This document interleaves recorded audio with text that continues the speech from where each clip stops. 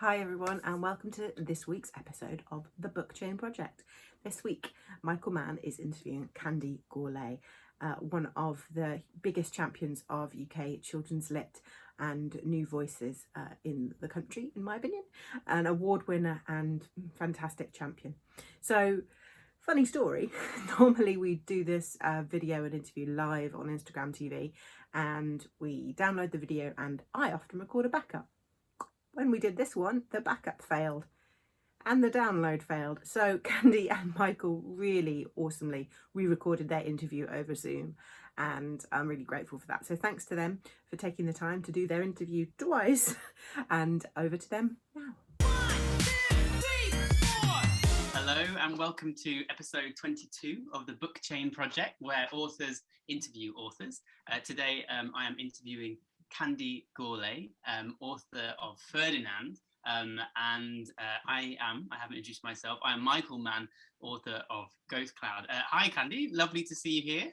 Hello, it's so lovely to be here.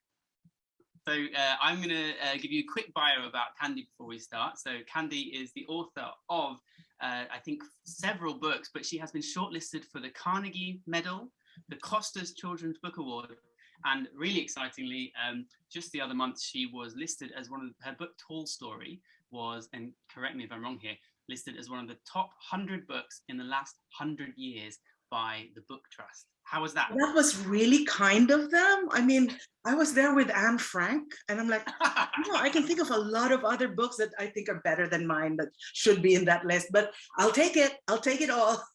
No, you deserve it. I mean that's such a wonderful achievement and very exciting. And today we're here to talk about Ferdinand, which is her first non-fiction book, and it's this brilliant kind of comic biography about the great explorer Ferdinand Magellan, who is known for being the first man to circumnavigate the world, or did he? And so before I can go on about that, let's hear Candy. Candy, tell us about Ferdinand. Well, shall I show the cover of Ferdinand? Because, ladies and gentlemen, neither of us have a copy of Ferdinand. Mine is at the bottom of the garden, and Mike has just moved. So I'm actually going to share my screen and show you the cover. Okay, here we go. How do you share? Oh God. Okay, now I've got to share the screen, and there's Ferdinand. Okay, and I should really make that. I love it. So that's the cover of Ferdinand. I just want to briefly show you the cover. It is illustrated by Tom Knight, who's an amazing illustrator. And I'll talk about that later, because it was really actually, you think that it's so easy for somebody to draw comics and cartoons. They just follow, they just draw whatever they like. But this is actually a historical biography. And there were a lot of aspects of the history that were really important in terms of the illustration. You can't just draw random things, because you could harm a lot of people by representing them wrongly, especially in this day and age. And we're very, very careful about how we represent other cultures. And there are a lot of cultures represented in this book.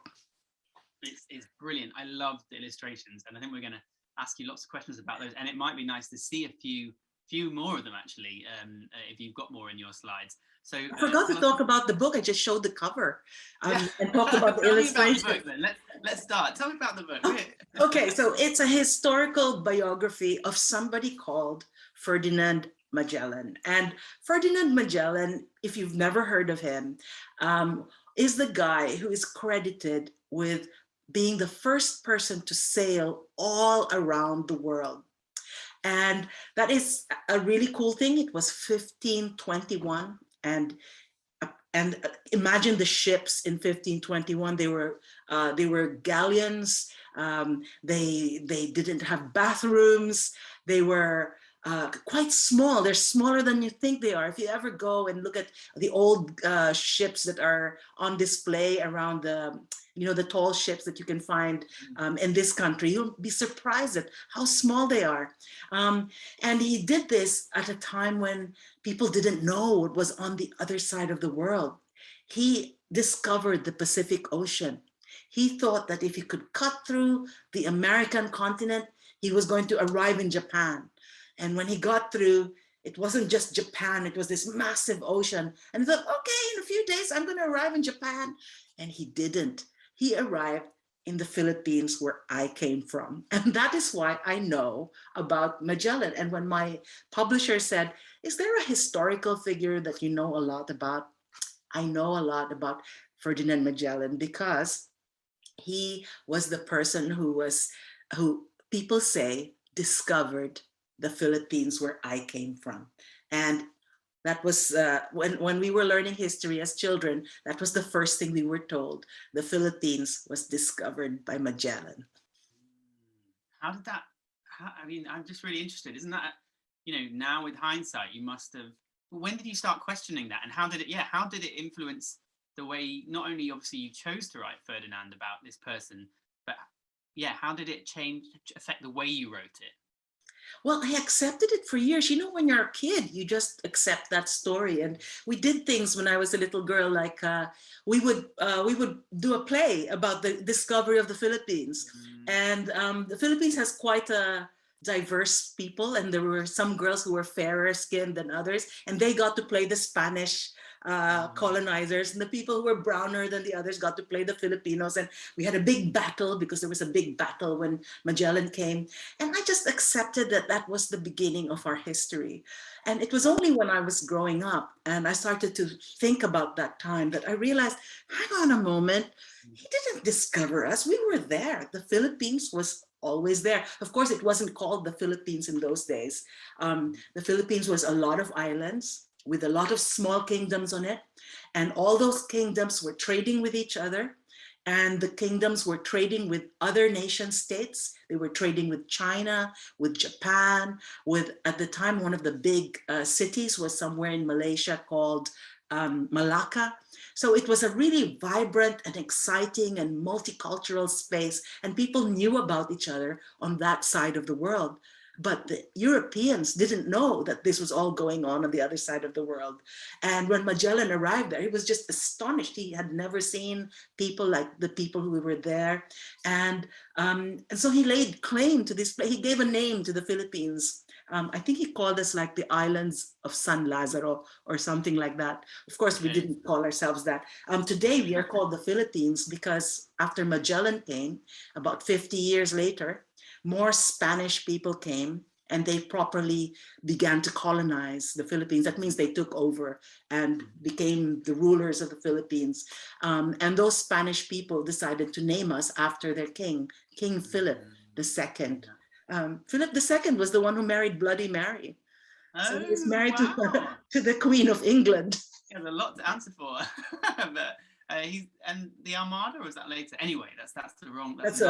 We could get so distracted. but you know what made me think is that this is, you tell it very joyfully there, and yet there is one way of looking at it, which is it's quite a violent time and a kind of period of history which is very contentious, and yet you've made this book that is for children and is really fun. Like, I was just struck by how witty and joyous it was, and anyway, I wonder how do you write for children with topics like this? How was it writing for this age group? I think it's probably it's younger than some of your other books, isn't it, in a way? Yes, it's probably, I think a competent 7-year-old can read it. But really it's like for 8 years old upwards.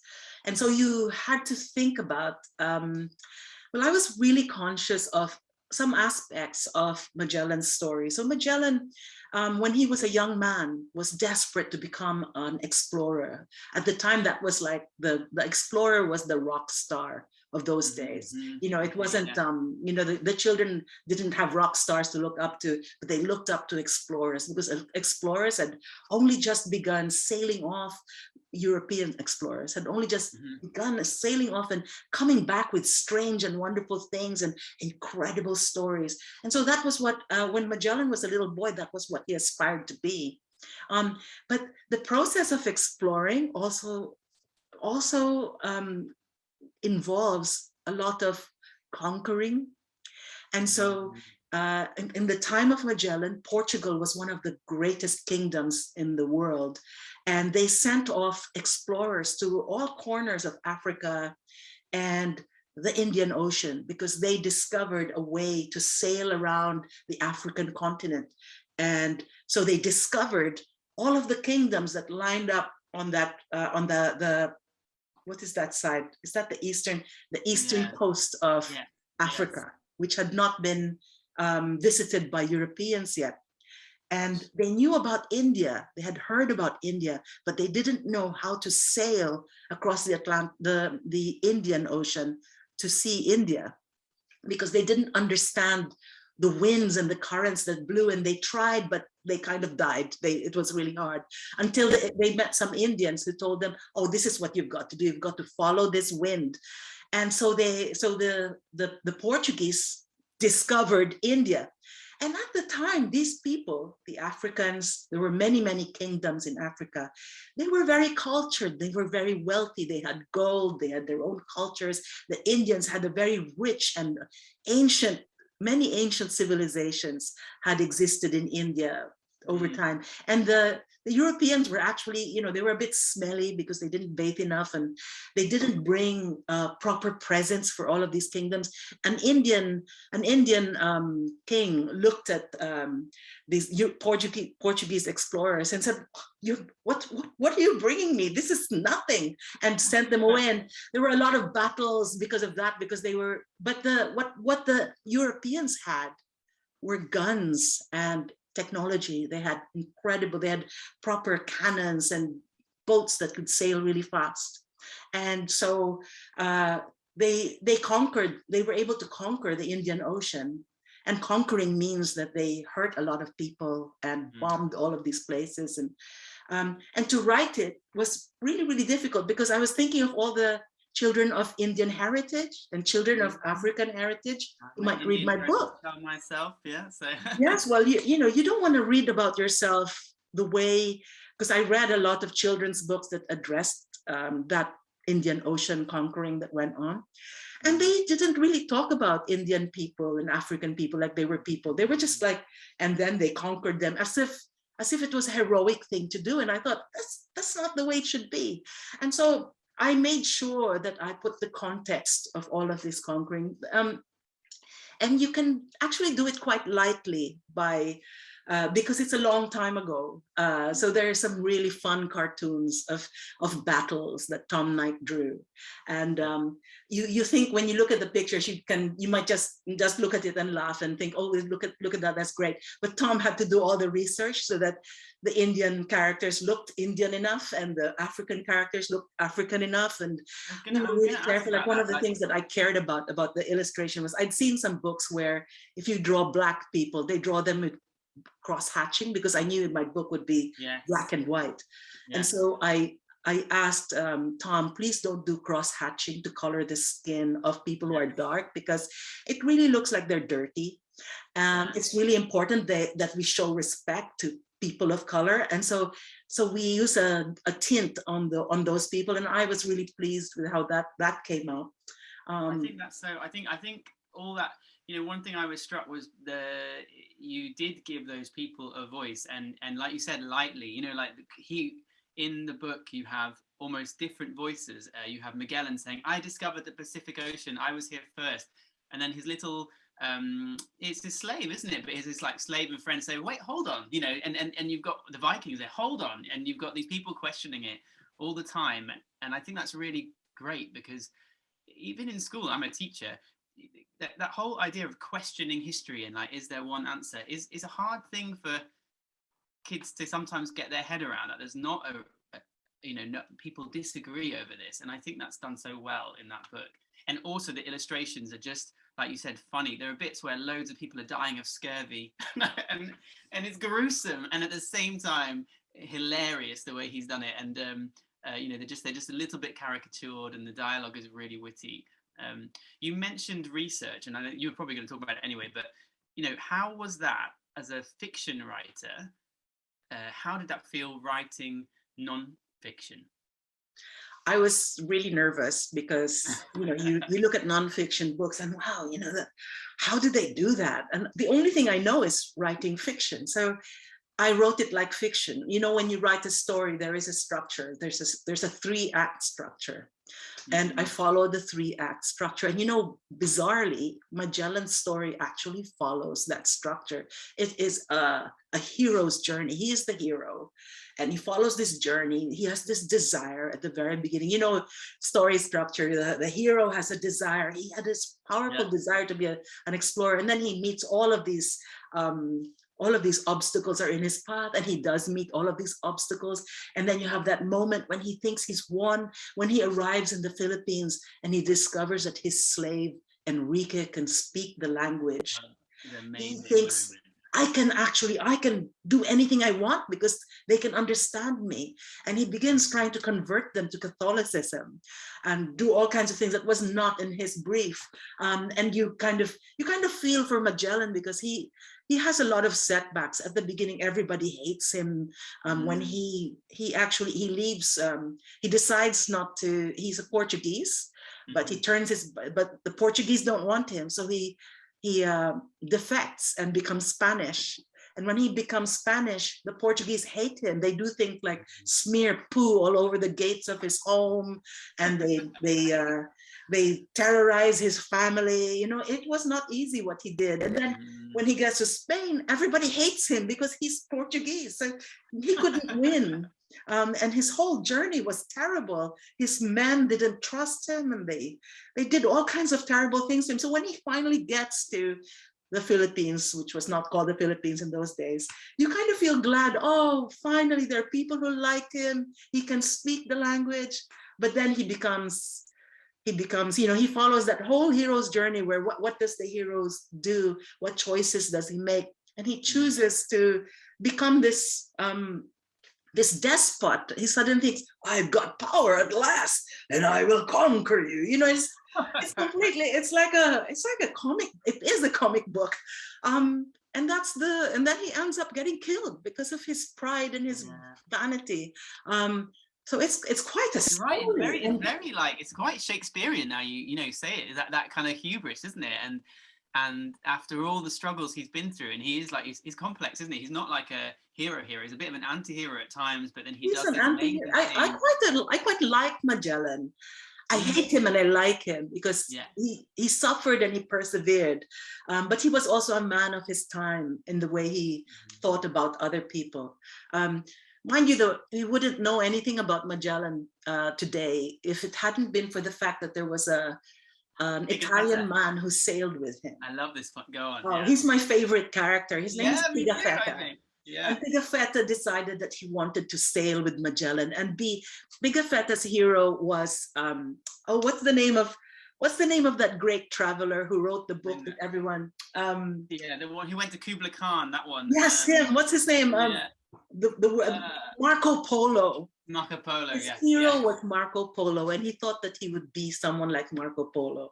But unlike Marco Polo, he wrote down the truth. He was a real diarist. He wrote down a diary every day, and that ended up as a book. And that is how we know what happened to Magellan during the journey. Because in the final phase, when Magellan died, the men who were left behind hated Magellan. And all of Magellan's diaries and papers disappeared. And I think the reason they disappeared was because there was a lot of evidence against the men who survived, because there were what do you call it when they turned against Magellan? They killed some of his men. You know, they did a lot of terrible things. So they must have thrown his papers overboard, because none of it survives to this day, even though he was a meticulous diary keeper. The only diary that survives is Pigafetta's. So it's very, very lots of mysteries and things that happen. No, it's really, you know, it's actually interesting now. I just hearing it this way is that actually, you know, Magellan wrote over the local, original people who lived there as history, didn't he? But his own history story was almost wiped out by other people on his ship, because, you know, it wasn't for that. You know, and you'll have to read to see the full, but right until the last few pages, you don't know if anyone will remember what Magellan has done, you know, and it's only Pigafetta and some things that happened that mean that we remember his story, and in fact forget, you know, the stories of the people there before. So it tells you about the precariousness what is remembered, doesn't it? And Yeah, also, the man who Candy, actually sailed the ship back to Spain and made it at the end was a man called Sebastian Elcano. And Elcano was one of, turned against, gathered a group of men on the ship and turned against Magellan and attempted to kill him during the journey. So the fact that he survived means that the whole story turned around. And when they arrived, they told the Spanish authorities that Magellan was a terrible leader, that he had stolen a lot of things, that they completely ruined his reputation. And it was only a few years later when Pigafetta finally wrote his history that people learned the truth about Magellan. But Pigafetta was very, very careful. In his diaries, he was very careful not to talk about any of the bad things that happened on the ship. It's very mysterious because he doesn't talk about the uprisings and the bad things that happened on the ship. And I think he probably threw them away because he was, as one of the survivors, I think only 17 men survived. And if they found that on him, they would have thrown him overboard. So yeah, so none of that was recorded. We know about it because other men on the ship kept diaries. And and there was a ship that returned to Spain, and the captain of that ship was imprisoned by the crew, and he told them what really happened. So we know all of the bad things that happened, not from Pigafetta, but from other men. It's so much research in there, Candy, and I just want to say for people who, like, I don't read non-fiction very much, and this was totally, like, as Candy said, it feels like a story. It's really pacey, it's fun, and I just tore through it, and that is because you've written it like a story. Yeah, like I think you give Magellan too much credit. I think you created that 3-act structure partly yourself because it was, it's just very, very well structured, and also you put in lots of little twists. There are things where you think they're all going to die of scurvy, and then something like there's a pot of jam features as one of the reasons why he didn't die. And all these little surprises. Which are in addition to that structure, but there is so much research in there, and yet it is so easy to read. I think it's a real. Thank you. Well done. The thing was, I was already researching it, so I've been researching it for about 5 years before, because I was thinking of writing a novel with a hero, with Enrique the slave as the hero. Yes. And yeah, so I had already researched it, and I thought that's why I proposed it. The writing time for books like this is really quick. I had to write it within 2 months. So that's really quick, because when I write my novels, I take years. My last novel took years and years to write. So that's very unusual for me. And I kind of feel it's really hard to do it because I'm so used to honing, and I had to let go and just let it go and let it be published really, really quickly. The person who really suffered was Tom Knight, the illustrator, because he had, I think he had 6 months or so to illustrate it, in addition to all the other jobs he had other illustrating jobs, and it was a really demanding thing. If you look at the book, it's just every single page is illustrated. And that's not just randomly like scribbled. Again for not, we should be showing you pictures, but all the more reason to buy the book to find out. But they're great, and they are, like you said, everywhere, and really complementary to the text. But one thing that's interesting, your journey, you then publish it, and almost into the pandemic. Like, what was it like to release a book, into lockdown, and how's that been this last year with that? Yeah, it was surreal. Do you know, I forgot that it was coming. That's how bad.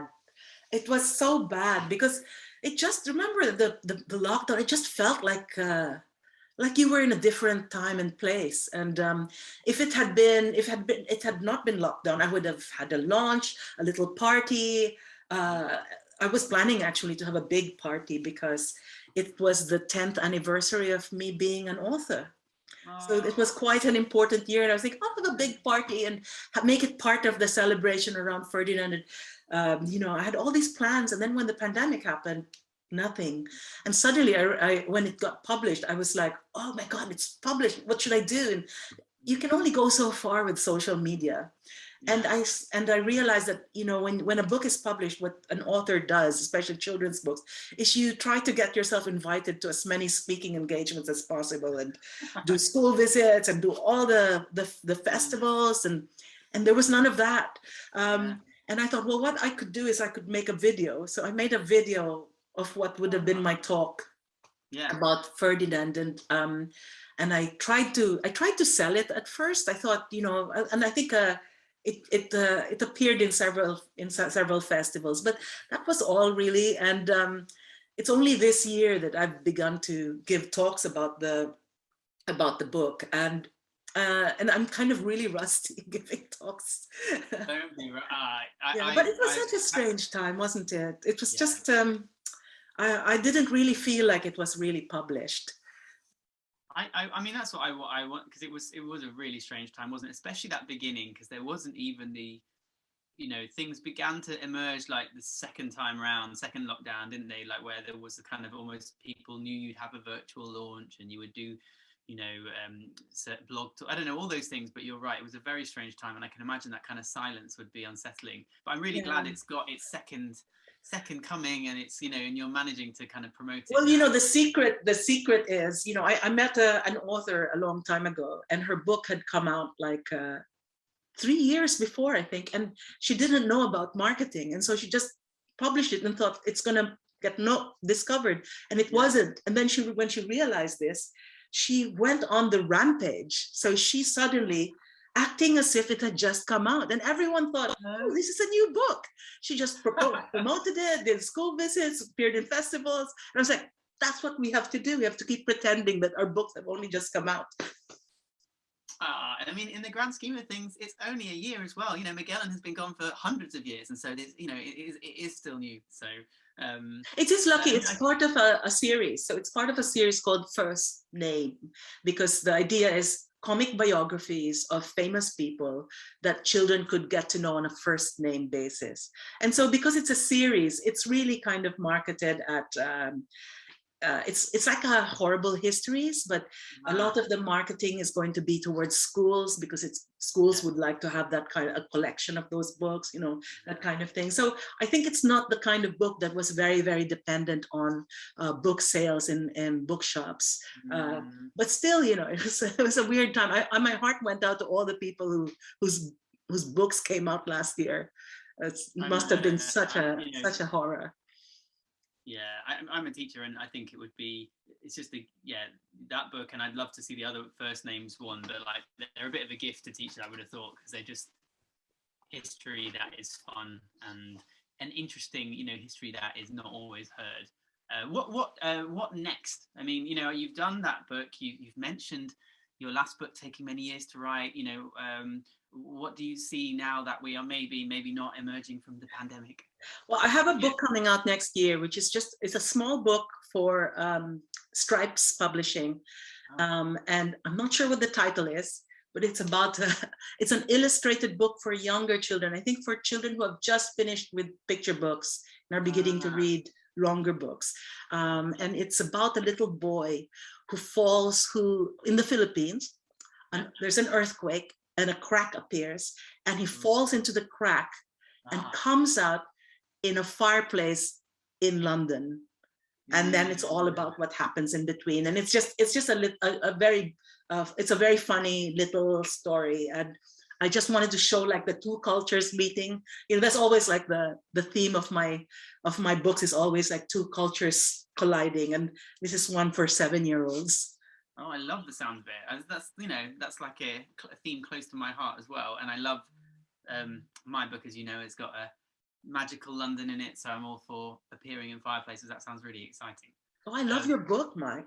Oh, thank you. I just love it. You know, it's like watching a movie. There's a chase scene at the end that I thought was so thrilling. And you know, that is what I find it really hard to write action.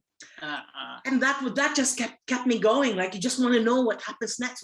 It's unputdownable. Congratulations! What a great book. I have to admit, the action scenes I find really hard to write, but then they take the most editing. But when you get there, you're like, oh, I think this works. So I'm glad. Were you trying to write? Have you got movie experience? Because I did feel like, oh, this is so cinematic. Wow. You can see the scenes being set out, and I could actually see them being framed. And if you think about it as a movie. I like films. I watch a lot of films, so maybe that's like secretly gone in. But that's lovely. Thank you very much, Candy.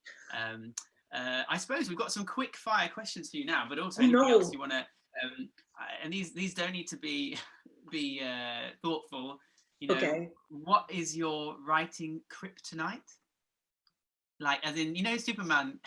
Yes. So what makes? What is my writing? What is your anti? The what stops you writing? I suppose is like my ukulele, because your ukulele. I look at my ukulele, I feel like playing it, and I have 2 ukuleles in the room at the moment, and I'm like, wow, I want to play that. I'm learning a tune. So yeah, that's my kryptonite. I should put it in another room. I love the thought of a ukulele as being your kryptonite. For some it's Twitter, but I think a ukulele is much more powerful and fun. If you went back in time, who would you want to speak to in Magellan's story? Who would you want to meet, and what would you ask them? Or it could be Pigafetta. It should be Pigafetta. He would. I imagine, he's an Italian, so he must be very good looking, and he was such a sweet. He's such a sweetie, And when you read his book, it's very readable. It's actually very readable. I've got his book about it, and it's very easy to read. And he described Filipinos so lovingly. It wasn't like. When you read when Westerners wrote in those days about indigenous people, they always wrote it in a kind of, oh my God, racist way. He wasn't like that. He was curious and interested. Oh, that's lovely. Oh, I want to read his stuff now. And he's a fellow writer as well. He just reminded me one other interesting fact. Although Magellan isn't as lovely about things always as Pigafetta, he did leave a lot of his he left something in his will to his slave, didn't he? He did. That's right. Yeah. I think that's a real sign that he loved his slave. And it's like there's very little information about the slave, except from that will. And then when they arrive in the Philippines, because then Pigafetta starts writing about him. And my suspicion is that slave, because when they arrive in the Philippines, I keep saying Philippines, but I mean, what it was in those days. When they arrive on these islands, he could speak the language. He could speak the language. And I saw Pigafetta made a list of words from that language. And I understand it because my parents speak that language. And I thought, that is nothing like anything that they speak in Malaysia, where Magellan got Enrique. He was given Enrique in Malaysia. And so maybe Enrique was stolen from the Philippines, and then turned and became a slave in Malaysia before he was given to Magellan. So if that was the case, who was the first man to circumnavigate the world? Because if Enrique came from the Philippines, then when they arrived in the Philippines, he would have circumnavigated the world. So that's my theory. It's a nice theory. I think that's brilliant. It's like another twist. They're telling you've written all these twists in. And last one here we've got, if you could tell your younger writing self anything, word of wisdom or word of criticism, whatever you would like. No, wisdom. Let's go for wisdom. What would you say? I would say just write, because I stopped myself writing for many, many years. I kept saying, oh, I've got to finish this. I've got to look after the children, got to do that and that and that. And I started very, very late. And I should have just, I should not be afraid. I should have just started writing a long, long time ago before I started. I think that's, here, I will say. Well, yeah, Candy, it's been so lovely talking about your wonderful book. So Ferdinand is the name of the book, and it's brilliant comic biography. You should all go and buy it. And thank you for the lovely stories and wisdom. And I think that's all from us. Next week, Candy, who are you interviewing next week on your book chain? Next week, I am interviewing Nadine Kadan. who is, I think it's pronounced Kadan, because it's got two A's, Kadan. Nadine is from Syria, and she came to England because she was fleeing the war. But before she came here, she experienced some of the war. And because of that experience, she wrote a picture book called Tomorrow, a hopeful picture book about a child whose life is suddenly changed by the war. And it's a wonderful, soulful picture book. And I'm going to be talking to her about why she wrote that and what her experiences have been, and all her hopes for Syria. Oh, wonderful. Well, thank you everyone for listening to this week's episode of The Book Chain. And thank you, Candy. Thank you, Michael. All right then. Bye-bye. Bye-bye, everybody. See everyone. Bye.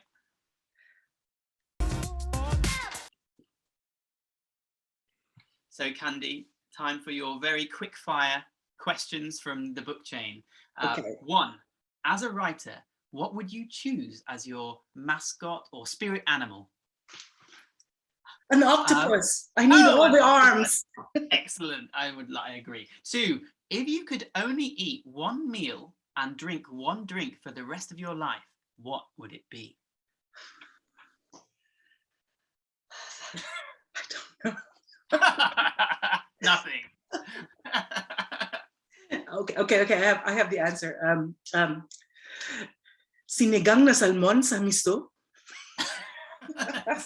And that's a tamarind soup with miso and salmon.